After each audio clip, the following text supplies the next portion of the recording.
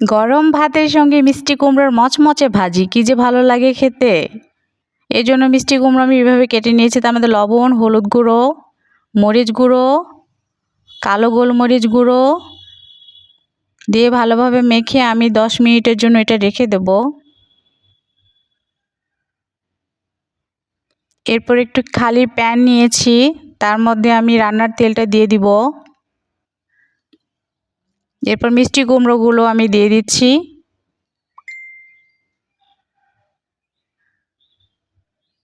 এটা আমি এখন ঢাকা দিয়ে রেখে দেব। এটা আমি এখন উল্টাই দিচ্ছি। এক পাশ হয়ে গিয়েছে, আবারও ঢাকা দেব। এরপর আমি এটা চেক করে দেখব এটা হয়েছে কিনা। এটা হয়ে গিয়েছে, এটা আমি এখন উঠাই নেব। এরপর বাকিগুলো আমি এই তেলের মধ্যেই ভেজে নেব।